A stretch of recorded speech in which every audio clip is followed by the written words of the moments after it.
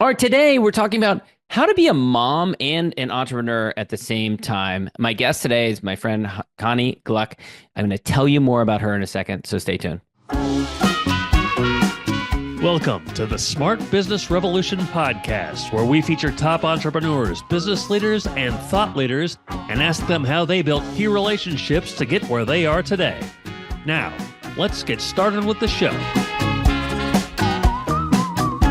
All right, welcome everyone. John Corcoran. I am the host of the show, and you know, if you've listened before, which hopefully you have, every week we have smart CEOs, founders, and entrepreneurs from all kinds of companies. And if you check out the archives, we've got Netflix and Grubhub and Redfin, Gusto, Kinko's, YPO, EO, Activation Blizzard. Lots of great episodes for you to check out. So go check that out. And before we get into this episode brought to you by Rise 25, where we help B2B businesses get clients, referrals, and strategic partnerships with done-for-you podcasts and content marketing.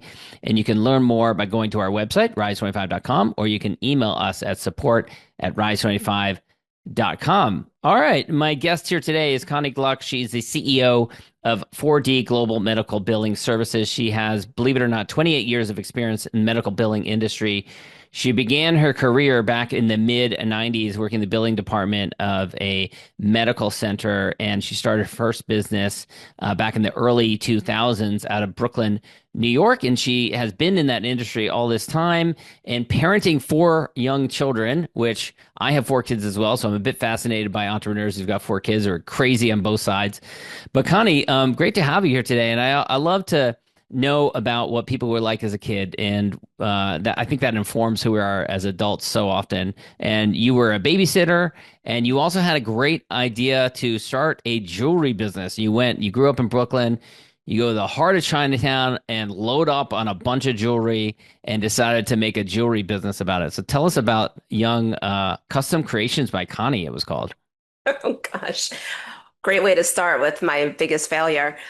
First of all, before I tell you the story, John, I have to say it is amazing to know you as a person. You are such a connector. In the couple of years that I know you, you have just been such a great connector for me. So I just want to say thank you for that. Oh, And thank you. I'm excited to have this conversation with you. Okay, so yeah, born entrepreneur, I would say I always want to be in charge of my destiny. So 18 years old in New York at the time, everybody had a little business in their house and they would have these, cool things and women would come over and buy stuff. So I did. I went to Chinatown one day and saw all these cool like Cartier knockoffs and different cool jewelry. Bought a bunch of stuff, thought I was going to sell it. That failed miserably. You had trouble But selling it? I think I think I didn't master the art of sales and marketing. So I Yeah. thought if I bought it, they would just come. Hmm. Uh, but then at 19 years old, a year later, I had the idea to start this medical billing company.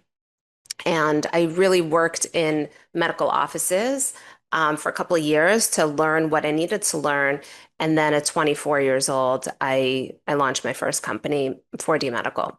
So I think kind of the wise thing you did there was you didn't launch it right away. You took some time to learn the industry. You were working in billing offices at the time, and so was that difficult to have this idea of, oh, I want to start this company, and then to wait? You waited 5 years to learn the industry. That's requires a lot of patience. I think it was more about, I was single at the time. I was just trying to get on my feet. I was just trying to pay my rent and like, just survive. And so, although I had the idea, sometimes things have to happen serendipitously. So I was working in this medical center. I found out one of the doctors were having trouble with his billing, and I just had the chutzpah to go over to him and say, "Look, I'm starting a company. Do you want to give me your billing?" And he said yes. Would I have had the chutzpah to do that like a year or two before? Maybe not, right? So I think the timing was right, the moment was right, and I just took the opportunity and just went with it. Thankfully, he said yes. That one client turned into many clients, and just things kind of, you know, went from there. But Now, I want to ask you about you said you grew up in an upper middle class family, and sometimes when people grow up in that kind of environment, they don't have this drive to start a company, this drive to buy jewelry and sell it to other people because their needs are provided for and their parents give them money.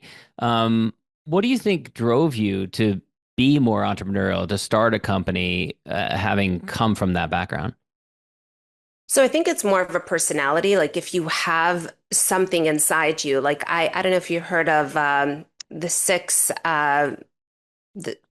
genius, the the working genius, six working Hmm. genius, where you figure out I'm like a wonder person and an invention person.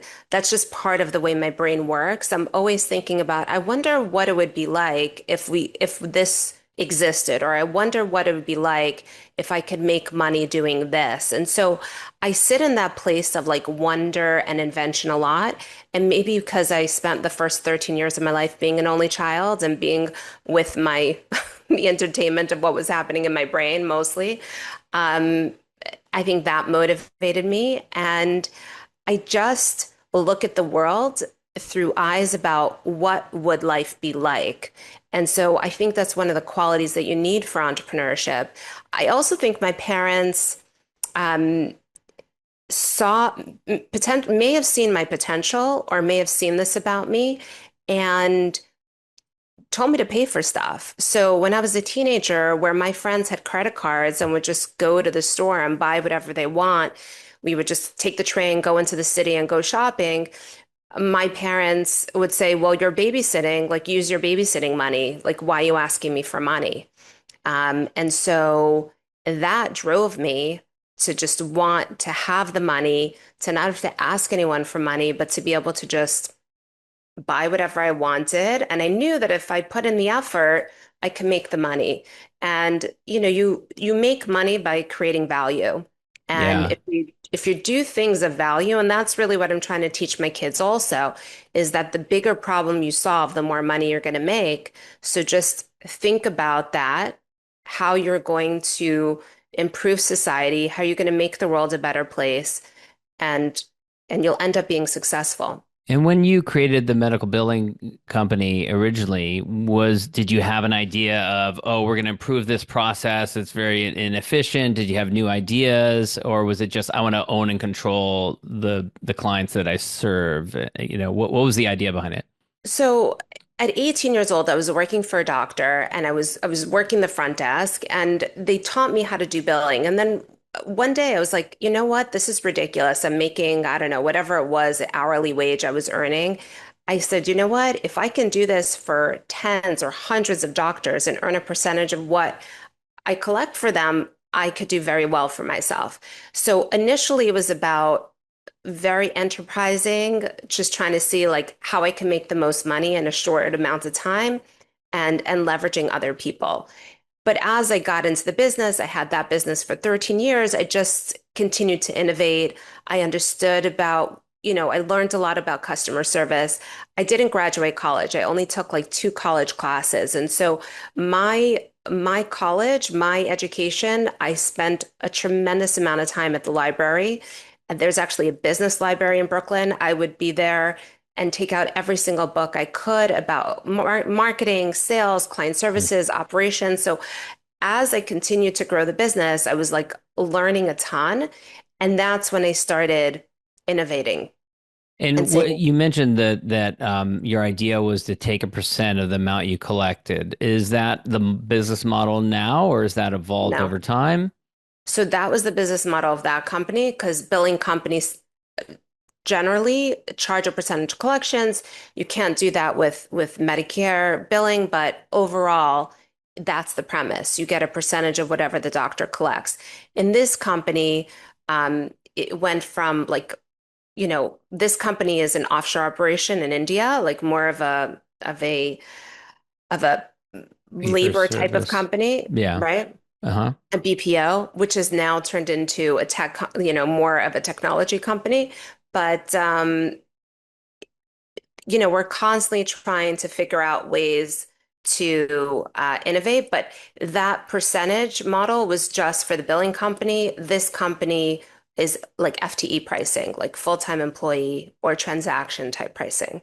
And I want to get to that, why that shift in model. Before we get to that, though, for the first company that you had, what were some of the challenges of starting that? First of all, I think you started in 2002. Is that correct? Correct. So this is, right after 9/11, and you're in New York. The economy takes a nosedive after that. What was it like starting a company during that atmosphere?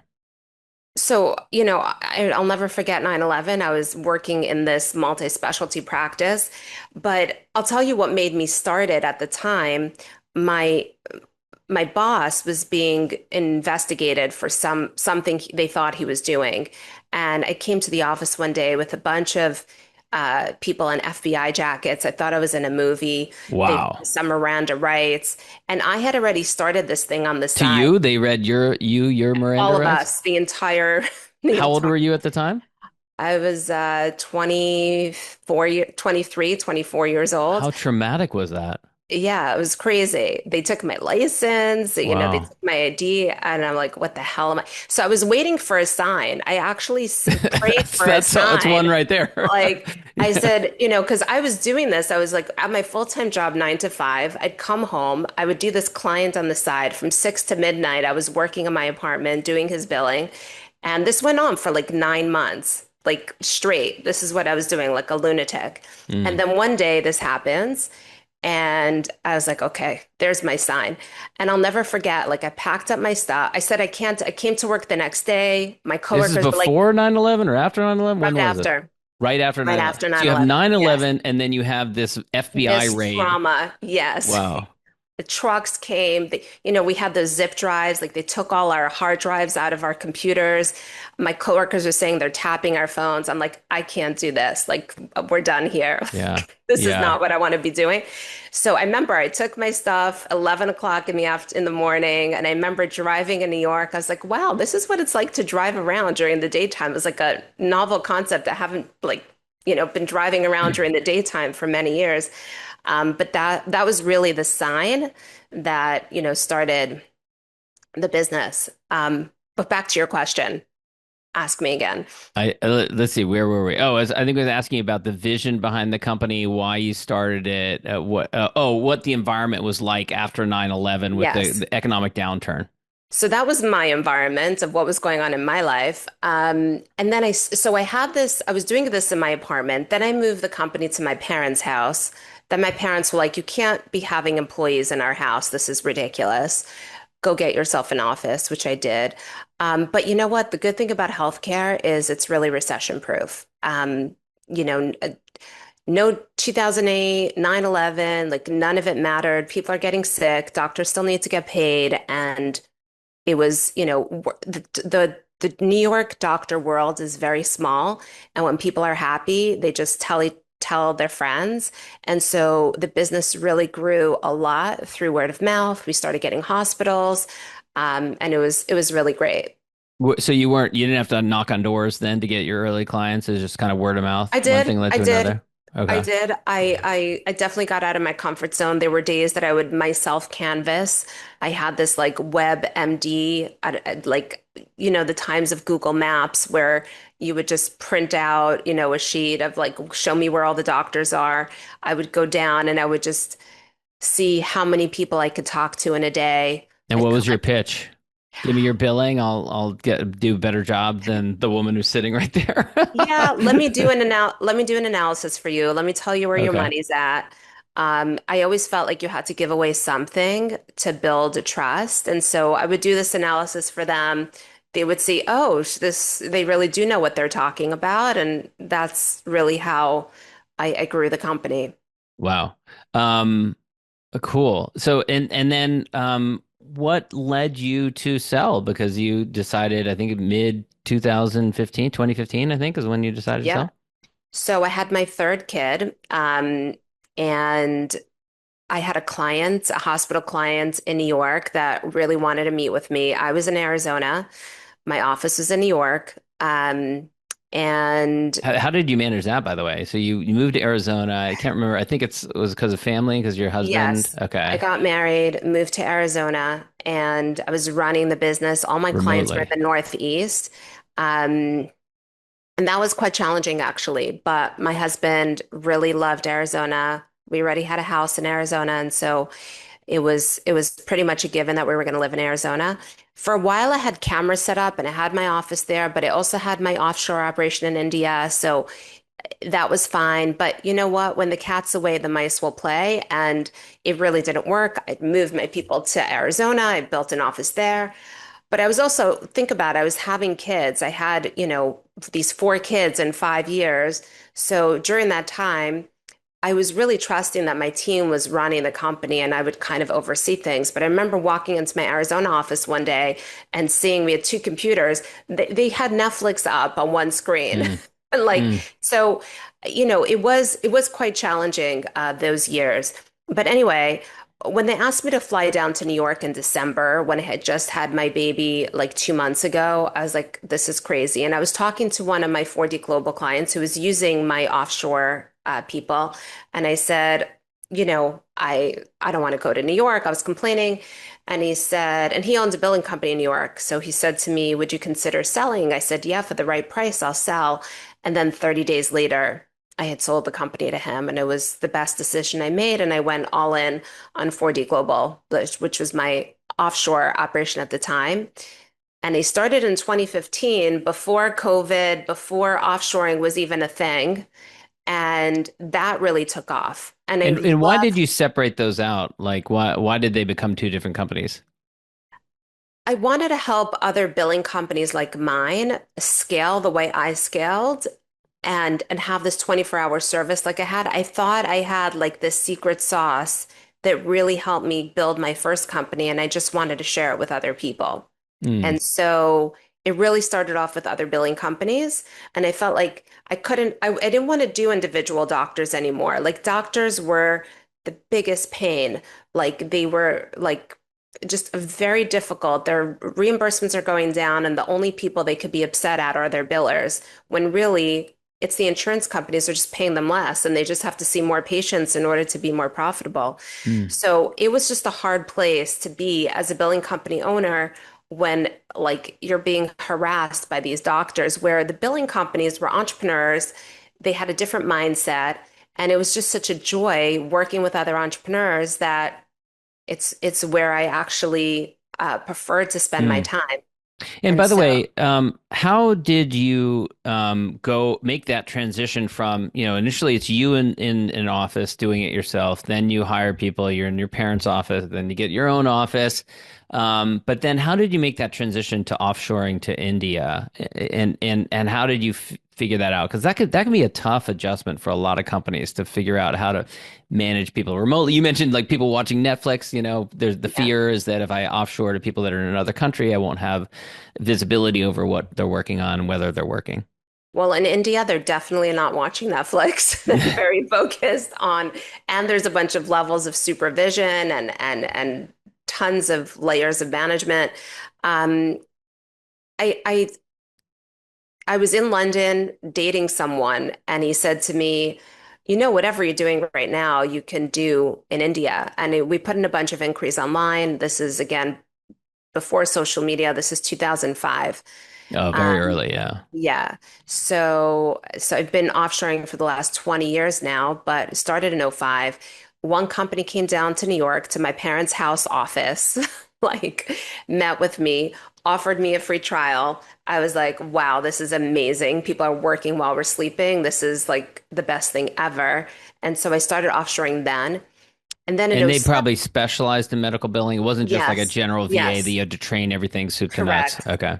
Yeah, and particularly in this city in India that I started offshoring, they've been offshoring from it. That's where the mecca of medical billing is at, in Mm. this particular city. So they really took on this call center medical billing space. So there's a lot of talent there. And then in '07, I started something. Somebody reached out to me randomly. He was buying billing companies, and he needed someone to help him move the work from the US billing companies to India. So he hired me as a consultant then, and I did this work. This is Um, '07, so you hadn't been offshoring for too long, but somehow someone got wind of that you had this expertise. yeah, because I'd gone to India. Someone told him to reach out to me that I knew. Again, this is the The world, small world connecting at thing, work. right? Yeah, yeah. Um, Yeah, I was using a vendor in '05, and I was having trouble with this vendor because the key people were leaving and starting their own thing, and it started getting like a little tricky. But this guy reached out to me. I ended up flying to India. I started our own thing, just my company and his company. We built that to 400 people. Oh, But then in 2014, he did a roll up and moved all his stuff to Pakistan. So all these 400 people are now going to be out of jobs. mm. So I didn't have an intention of starting my own, but I was like, you know what? This is like a sign. This is an opportunity to just start my own operation. And that's really how it started. So, And at the same time, you have four children in 5 years, and you're starting this new company. Talk about a lot on your plate. well, I will say for the first few years of 4D Global, I was on cruise control. Like I did spend a tremendous amount of time with my kids. I have no regrets. I didn't fly to India until my youngest was 1 years old. And that was 2018, I would say, was the first time I went there. So I ran the company for 3 years without even going there, just using my contacts and getting things Hmm. set up. But there are times, in a mom's life where you got to put it on neutral and focus on your family. And there are times that you could step on the gas. And so I think it's up to everyone in their life to know at what season you want to cruise and when you want to go all in. And Yeah, so, yeah. you're an interesting anomaly because you are an only child. You come from an upper income family, yet you are driven to start your own company. And you also had four children. Well, I was an only child for 13 years. My parents had my two sisters and my brother. Um, when I was 13, 14, and 18. So same Oh, set of parents, but really? from a family of four. That's unusual. And growing up as an only child, like my dream was to have siblings. Like, so I wanted to give my kids siblings. I thought the best gift a parent can give their child is other humans that they can corroborate with. As a parent of four kids, I'm not sure my kids would agree with that statement at all times, but yeah, I agree with it, but I'm not sure they would always agree with it. Look, we're not going to be here forever, so Yeah, they should have each other when we're no yeah, longer here, right? that's a great point. Yes, for sure. For sure. So you sell the company, you focus on 4D Global, and now you've also expanded your thought leadership, and you've started a couple of podcasts. So talk a little bit about the rationale behind podcasting in a sexy industry like medical billing. Right. Well, my first podcast was Growing Global, because I was trying to get over the objection of offshoring. People were very anti-offshoring in even 2020. And so a friend of mine and I were talking. He's like, you got to do that. You got to do podcasts. He's like, you got to do it. I'm like, who am I to start a podcast? So I feel like he gave me the push. He even came up with a name. And so I'm thankful to him for pushing me to do it. And I made a list of all the people I want to have on, and I was going to showcase entrepreneurs that were leveraging the global economy. And so I did that for a while. And then I realized the power of thought leadership and the ability to talk to people that you would ordinarily would never take your call, but if you have a podcast, they would talk to you. And so I decided to start Leaders in Medical Billing, because I felt like it was a lonely space, especially billers. They're very isolated. They're sitting in front of their computer for many hours. They're usually quite introverted, and the only time they're getting a lot of value is when they go to a conference, and most of them don't even go to these conferences. But there's like a once a year, 2 day conference. Like, how deep could the conversations get? So I felt like this was a way to create community. But before I did the podcast, I was doing monthly webinars. That was how it started. Because again, I was really trying to create community. But I thought, the webinars, you have to be there at a certain time. Like you got to log in and podcasts you can listen to while you're on the treadmill. So that's really how I shifted from webinars to podcasts. Now I'm doing podcasts and I'm back to doing monthly webinars because there's power in both. But I love podcasts myself. I listen to it all the time. And I really am very curious about people. And I think you have to have a certain interest and curiosity, to people like you do, right? Yeah. You truly enjoy what you do. Yeah, I'm endlessly fascinated from hearing people's stories, and I want to hear them over and over again, and that's what makes it continue to be novel, even 15 years into doing it. Yeah. There's always someone else's story to hear. Yeah, that's great. How you overcome the objection? You mentioned that a lot of them are introverted and they don't get out very often. So, do you find it challenging to get people to come onto the show? Yeah. I mean, most of the people that I interview have probably never been on a podcast.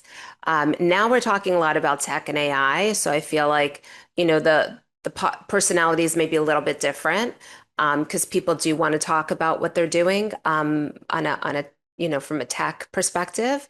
But yeah, it is challenging. And I'll tell you this, sometimes I'll record a podcast, but if it's not good and the it's not engaging, I just won't drop it. Yeah. Right. And I'm sure you have that too, right? You Yeah. have to have a personality of someone that's engaging and can keep someone's attention going. Which is hard too, because sometimes people are not used to this medium. Like anything, you get Yeah. better at it when you do more of it, and you've never done it before. Some people struggle with that, right? Yeah. Yeah. On the other hand, sometimes people are shock me, like someone who's never been on a podcast before, and so people have never heard their voice, they've never heard their stories, and it's really exciting to hear someone's stories for the first time, and to share their stories. I had someone the other day who I interviewed, who another EO member who had never been on a podcast before, and you Googled the guy's name, you couldn't find anything out there, nothing out there. And he's like, "Yeah, you can't Google me. There's no SEO out there." I'm like, "There is now," you know. And so it was really cool to be able to share his story and to get people past those inhibitions. People have reluctance around like sharing their story, even though to me, I view it as helping others, helping the next generation. Okay, so you'll like this. My pitch to people about why they should be on the podcast, and like it's free marketing, but I say people only do business with people they know, like, and trust.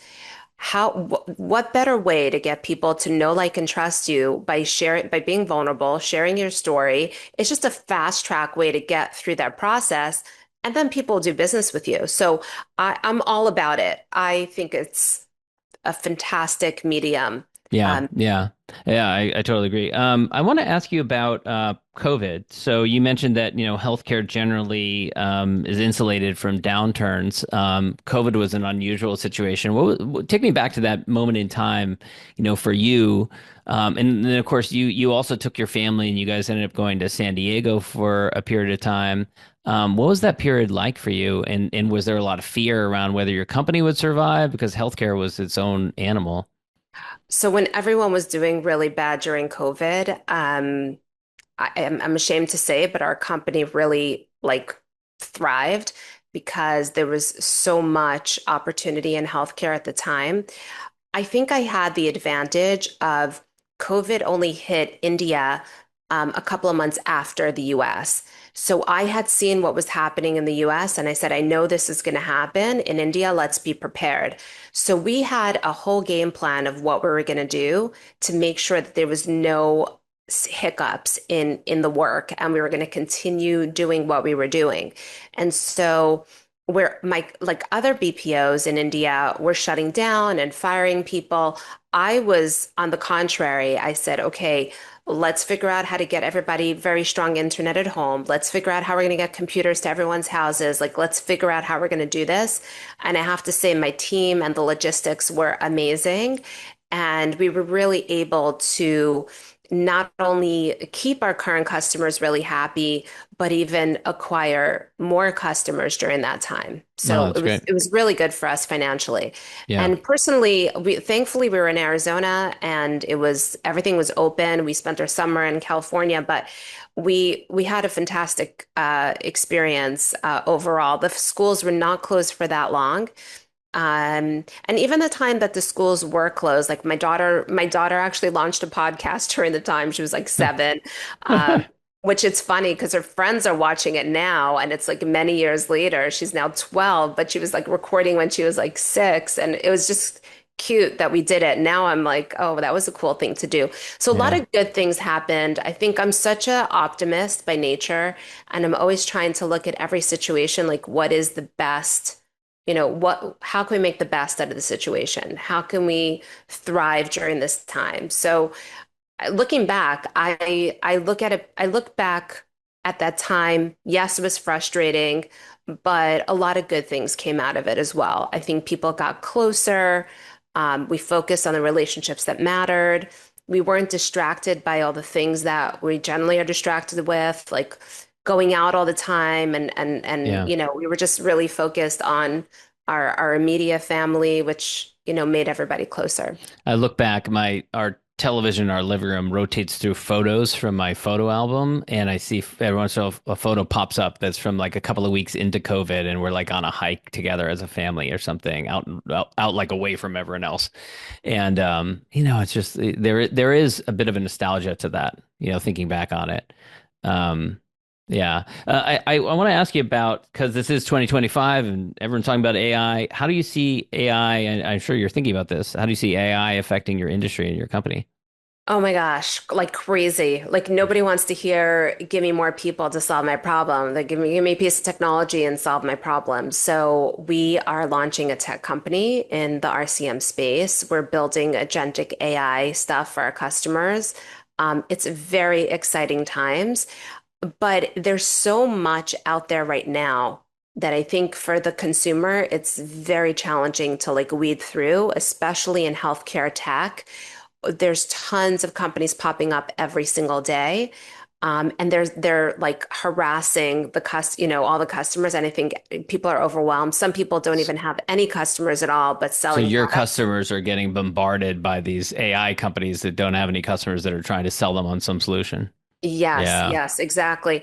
A lot of these companies have people back, like we're doing the back end of some of these tech companies, what the tech can't do, right? Mm. So we're seeing a lot of that right now. I'm hoping that things kind of settle down, but I'm just using this as an opportunity to create that thought leadership. We have a Substack called RCM Tech Forum, where we're a few leaders in the industry that are all collaboratively contributing. We're trying stuff ourselves. We're using them like user feedback to tell you what works, what doesn't, what you should look at, what you shouldn't, and really where this is going. So it's really cool that I have this collaborative group of people in the industry that I respect. We have a very active WhatsApp chat together. We meet every single month, and every month we're bringing new things to the table, evaluating new pieces of technology. So that's very cool. That's a And then great way to approach it. Get a couple of your, peers in the industry that have similar companies and share what you're all like looking at and what tools you're seeing. yeah, there's even an EO outsourcing WhatsApp group. So a bunch of like BPOs in the VA, like we all have a chat going to see what we're doing. And then there's a very active EO AI channel. I'm sure you're a part of that. Yes, yeah. That's also like a fire hose, right? So we're lucky to be in a place where we're plugged into a network of other entrepreneurs. In fact, last night, in Boca, we had a Jeffersonian dinner, and the topic was AI, how are you using AI in your business? And we just all went around sharing. And even just from a group of 18 people, we walked out with a bunch of new ideas. So I think Mm. it's really about being exposed and you using stuff and also listening to what other people are doing. And you get so much value from that. Yeah, absolutely. I was just at an event last week where the same thing. People were, sharing different tools and stuff, and you're taking notes. And I got to follow up with this. Got to follow up with this. Well, this has been great, Connie. I know. I want to wrap up. And I didn't prepare you this. I forgot to ask you beforehand to warn you, but I think you'll be okay with this question anyways. So I'm a big fan of gratitude, and I'm a big fan of expressing gratitude, and also giving my guests a little bit of space at the end here to express their gratitude, particularly for any like peers or contemporaries who, especially if they're still in your life, that you can acknowledge and thank. So is there anyone that comes to mind that Oh you my would want gosh. to thank? My list is so long. But I'm going to pick a few. First of all, I have to thank you you know, from all the friends that I have, you reached out to me on October 7th, which I thought was really Mm, sweet of you. I have mm, very few people in my life, and it was really nice to hear from you during that time. So thank you for that. mhm. Um, a few really, I think people that really, some mentors that have really shaped my trajectory. I would say David Berg, EO Arizona member. He's a really good mentor to me, although he can make me cry and says the things I don't want to hear. But he's been a really good mentor to me. There are many others as well, but I'm grateful to my husband, who is my like super support. I couldn't do any of this without him. Obviously, my children, my parents, so many people to be grateful for every day. My community that I'm in, and EO as well. Yeah. Really, it's a fantastic network. Yeah. And to all the podcast listeners who continue to stay engaged and listen, appreciate them as well. Yeah, Connie, this has been great. Where can people go to learn more about you and learn more about 4D Global and Leaders in Medical Billing podcast? So you can find me on LinkedIn at Chanie Gluck, Chanie Gluck, and our website is 4dglobalinc.com. Awesome. Connie, thanks so much. Thanks for listening to the Smart Business Revolution podcast. We'll see you again next time, and be sure to click subscribe to get future episodes.